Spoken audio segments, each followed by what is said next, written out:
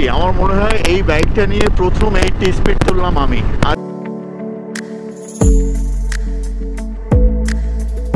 ভালো দেখাচ্ছে বুঝতে পারতেছি না, ইউজুয়ালি আমি ক্যামেরার সামনে কম আসি, আজকে আসলাম আর কি, মনে হলো হঠাৎ করে একটু ব্লগে স্টাইলটা চেঞ্জ করি। সো গাইজ, শুরু করি একটা স্পেশাল ইস্যু দিয়ে। ঢাকা ইউনিভার্সিটির এক বাংলার প্রফেসর একসময় বলেছিলেন যে বাংলা সাহিত্যকে যদি টোটাল 100 মার্কস দেওয়া হয় তাহলে এর ভেতরে 70 মার্কস পাবে একজনই। আর ইনি কে জানেন? ইনি হচ্ছেন আমাদেরই মাইকেল মধুসূদন দত্ত। আর আপনারা হয়তো অনেকেই জানেন, গত 25 জানুয়ারি ছিল ওনার 199তম জন্মবার্ষিকী। আর প্রতি বছরই অ্যাজ ইউজুয়াল কেশবপুরের সাগরদাড়িতে ওনার জন্মবার্ষিকী উপলক্ষে মধুমেলা আয়োজন করা হয়। ইনফ্যাক্ট গত বছর আমি মধুসূদন দত্তর বাড়িতে গিয়েছিলাম, বাট মধুমেলায় যাই নাই। So far I can recall, ওই ব্লগে আমি বলেছিলাম যে মধুমেলাতে আসবো। আর সারপ্রাইজিংলি মধুমেলা চলছে এটা আমি ভুলেও গিয়েছিলাম। আমার এক সাবস্ক্রাইবার ও আমাকে কমেন্ট করে জানাইলো যে ভাইয়া মধুমেলা কিন্তু চলছে, আমি ওইখানে গিয়েছিলাম আর পসিবলি 2 দিন আছে। আজকে হচ্ছে লাস্ট ডে, আজকে হচ্ছে 31 জানুয়ারি, আজকে যাচ্ছি আমি। তো গাইস চলেন, রাস্তায় গিয়ে কথা হচ্ছে, ওইখানে গিয়ে একটা ভিজুয়াল এক্সপিরিয়েন্স দেওয়ার চেষ্টা করব, ওইখানে যাইতে আসতে কেমন কি সময় লাগে ইত্যাদি ইত্যাদি, বা ওইখানে আসলে মেলাটা কেমন হয় যতটুকু যা সম্ভব। আর যদি গিয়ে লাইট পাই তাহলে ড্রোন ফ্লাইতে সুন্দর সুন্দর কিছু ফুটেজ ইনশাল্লাহ দেখাইতে পারবো। সো গাইস চলেন, রাস্তায় গিয়ে দেখা হচ্ছে। চলো চলো তাহলে আমরা উঠে ডানে যাব, ডানে গিয়ে বায়ে যে রোডটা আছে শাহপুরের ওদিকে ঢুকে গেল, ওটা চেনো রাজু? তাহলে তুমি আগে যাও। হর্ন লাগবে কেন? আয় তো হর্ন লাগে নাকি? হর্ন লাগে সিটিতে। হ্যাঁ হবে। আর আমরা আসি না পিছনে, হর্ন দিয়ে ফাটায় ফেলবানি। হ্যাঁ এই যে, হ্যাঁ এই যে হর্ন। আর কত আওয়াজ লাগবে? আর কত আওয়াজ লাগবে? সো গাইজ, আমরা অবশেষে রওনা দিতে পারলাম। 3টা 34 বাজে, অনেক লেট হয়ে গেছে আমাদের। আর লেট হয়েছে সোহানদের জন্যে। ওর বড় ভাই ওর বাইক নিয়ে গেছিলো পালসার N160। আমরা মেইন রোড দিয়ে যাব না, মানে ডুমুরিয়া হয়ে যাচ্ছি না, আমরা যাব হচ্ছে শাহপুর হয়ে, মানে বাইপাসে উঠে আমরা ডানে চলে যাব, ডানে গিয়ে বাইরে ঢুকে যাব, শাহপুর রোড সবাই চেনে।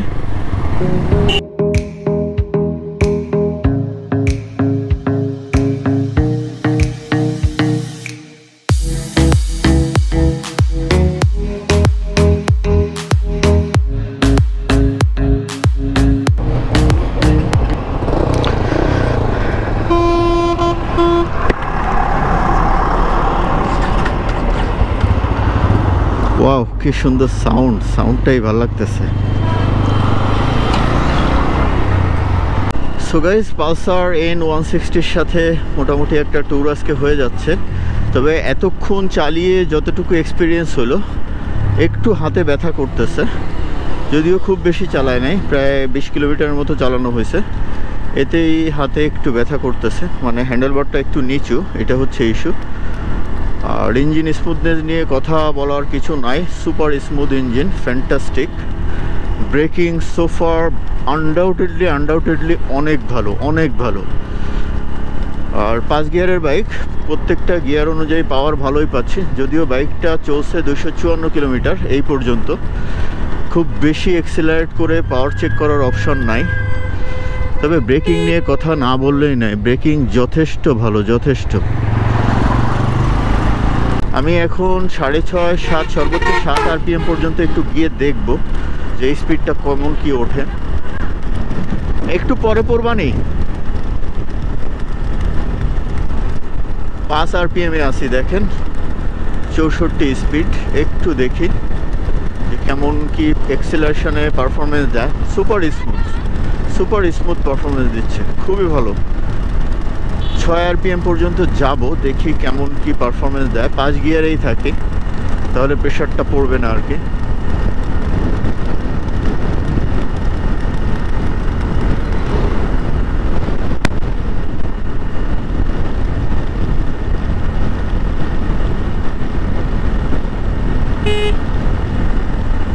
দেখি 6 RPM-এ কতটুকু যায়।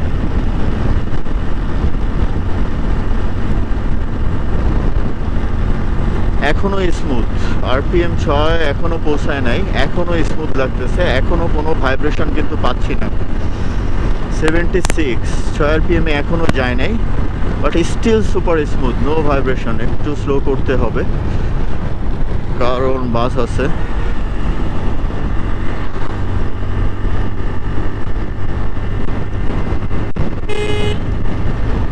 এবার 6 গেছি, গিয়ার 4, 5 গিয়ারে যাই, দেখি।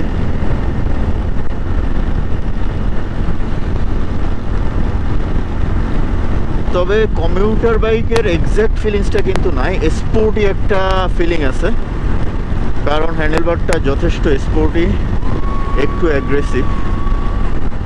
আরপিএম 6 কিন্তু এখনো যায় নাই, এবার একটু 6 যায়, 80 পর্যন্ত টাচ করে দেখি।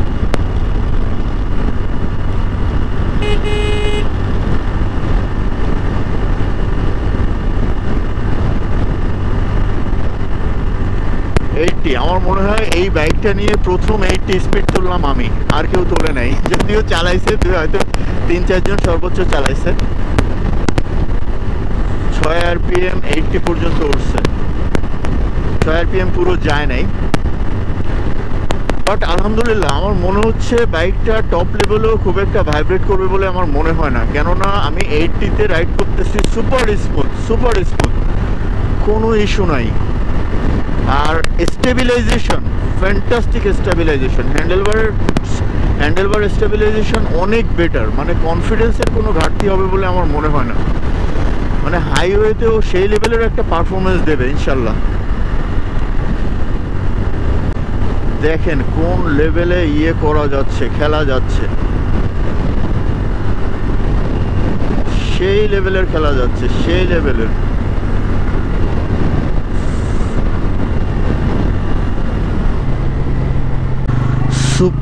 সুপার শালার, মানে এক্সেলেন্ট মেশিন।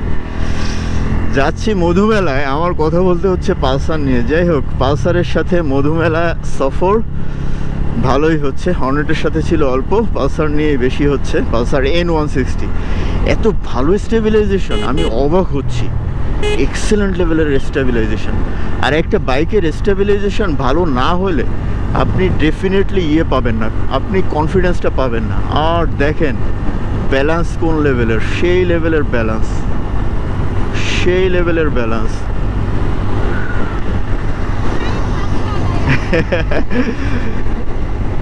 আমি ইউজুয়ালি এই টাইপের রাইড করি না, বাট বাইকটা পেয়ে পাওয়ার আলহামদুলিল্লাহ ভালো, পাওয়ার ঘাটতি নাই, মানে হাইওয়ের জন্যে মানে কোনো প্যারা নাই এই বাইকটা নিয়ে। ফ্যান্টাস্টিক একটা বাইক হচ্ছে, ফ্যান্টাস্টিক। এখন দেখার বিষয় হচ্ছে বাজাজ এটাকে কিভাবে মার্কেটিং করতে পারে বা কিভাবে প্রমোশন করতে পারে, কেননা বাইকটার কিন্তু কোনো ফল্ট আমার কাছে এখনো ধরা পড়ে নাই। একটু টান দিয়ে দেখি হালকা,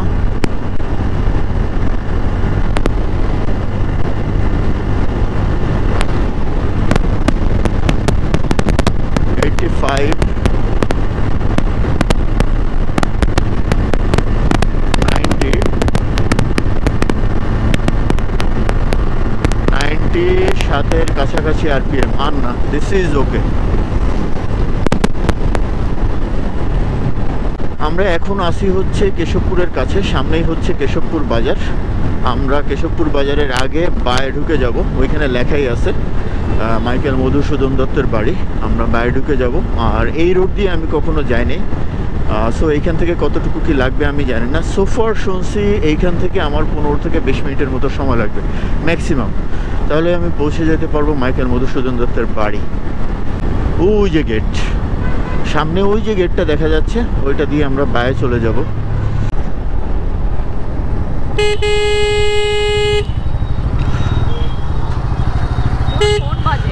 এই যে হচ্ছে সামনে কেশবপুর বাজার, আর এই যে গেট। এখান থেকে কত দূর আমি শিওর না, খুব বেশি দূর বলে আমার মনে হয় না। মাইকেল রোড, এই রোডটার নাম হচ্ছে মাইকেল রোড। ওয়াও, ভালো, রোডটার নামে মাইকেল রোড। এরাও বোধহয় মধুমেলা থেকে আসছে। সো গাইজ, একবারে মধুমেলায় গিয়ে দেখা হচ্ছে। রোডটা সুন্দর না? অনেক, রোডটা সুন্দর না? গাইজ রোডটা এত সুন্দর লাগলো, রোডটা কোনো ভাঙাচোরা নয়, খুবই সুন্দর। আশপাশের গাছপালা, পরিবেশ, যদিও আলো কমে গেছে এখন, কেমন সাগরদাড়ি 10 কিলোমিটার, মানে আমরা we are just 10 kilometre away from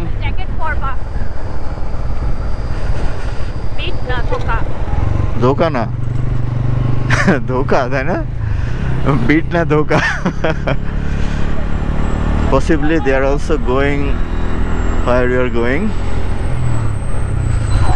So guys, আমরা চলে আসছি মধুমেলা সামনেই, মাইকেল মধুসূদন দত্তের বাড়ি।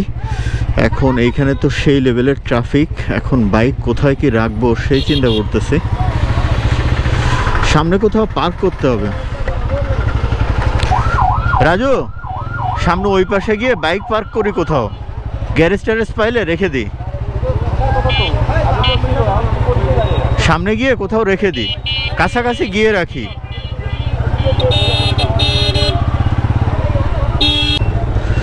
আমরা মধুমেলা চলে আসছি, এইখানে একটা গ্যারেজ আছে দেখতেছি।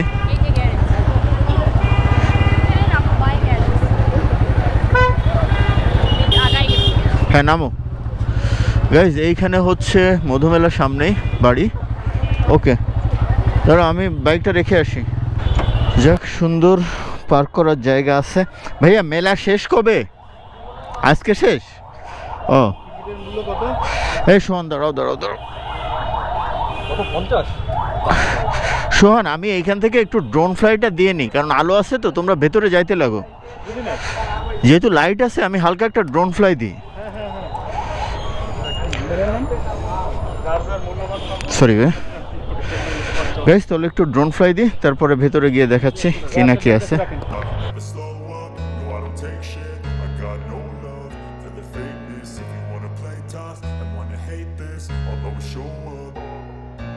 I don't ever slow up, no I don't take shit. I got no love for the fakeness. If you wanna play tough and wanna hate this, I'll always show up and make a statement. I don't ever slow up, no I don't take shit. I got no love for the fakeness. If you wanna play tough and wanna hate this, I'll always show up and make a statement. Everything I do so instinctive and so passionate. Every word I move so descriptive like an adjective. I got a vendetta against people who patented being negative when you should be getting after it.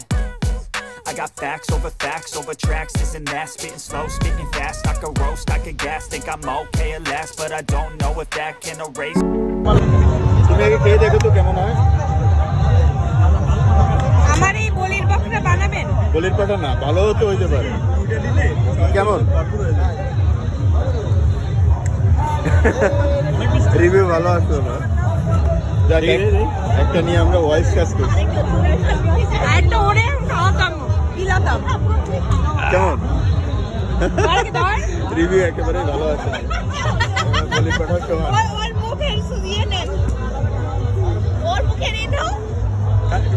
মিষ্টি কেমন ভাই?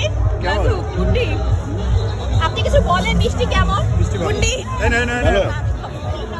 আমার একটু test করতে হবে, বাইরে দেবো আর ভালো। আরে মজা, এটা অন্যরকম, এটা মিষ্টি না, এটা সব একটা আটা জাতীয়, আর একটু খাবো। করতে পারতেছি না, বাইরে এটা খাওয়াই দিই। চলেন এবার।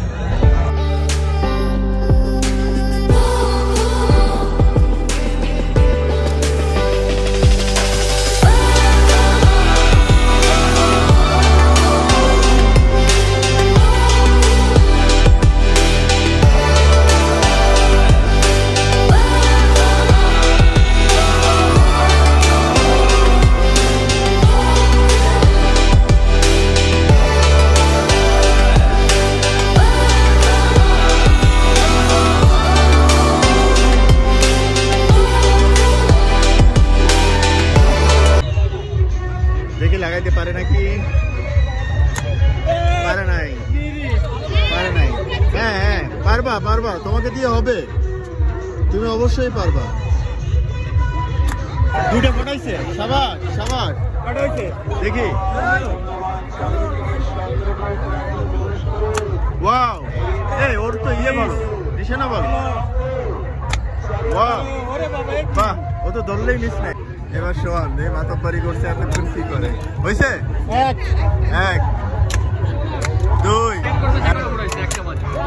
বাবা তোমার তো স্নাইপার স্কোয়াডে নিয়োগ দিতে হবে বেশি কথা বলতেছিলেন আপনাদের কথা বলে সারি না এবার দেখছেন সব কাজেই আমরা এক্সপার্ট বেশি কথা বললে আমরা শুট করে দেব বেশি কথা বললে শুট করে দেবে তাইছে গুড আমি একটা ফোটাবো গাম্মা লাস্টের একটা আমারে এবার নিয়ে যান গুড কি খুশি একটা সিঙ্গেল একদম এম করো কেটে গেছে না এটা মানে নেই সব করতেছো হ্যাঁ শাবাশ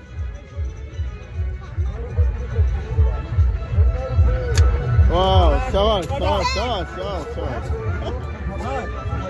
আর এদিকে ও এখনো ফোটায় যাচ্ছে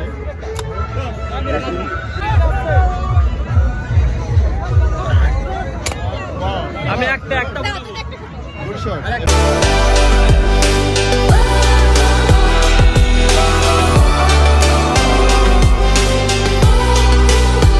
আর হেডলাইটের আলো দেখছো ফগ লাগবে না সোহান ফগ আছে ফগ জ্বালায়ও এই ব্লগের আমার মনে হয় মধুমেলার থেকে বড় আকর্ষণ হচ্ছে এই পালসার N160 ওটা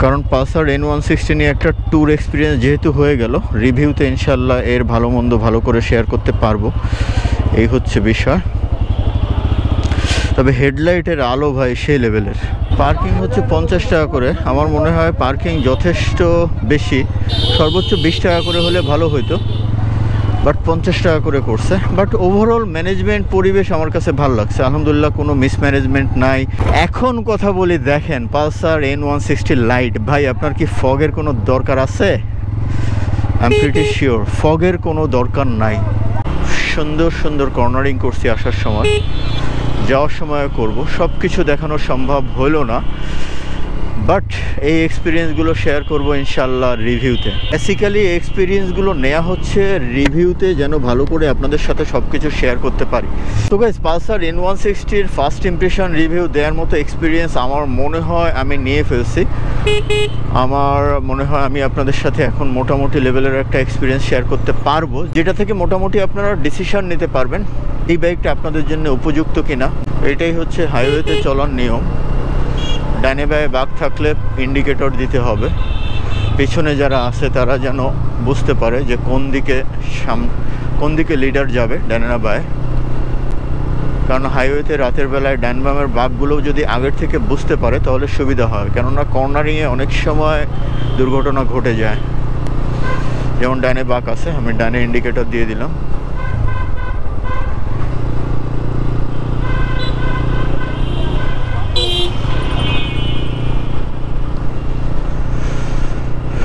মাঝে মাঝে একটু হুড়ুক তাড়াক চালাইতে ভাল লাগে আর কি যদিও স্পিড কম নো রিস্ক মানে আমি বুঝতেছি যে this is not risky for me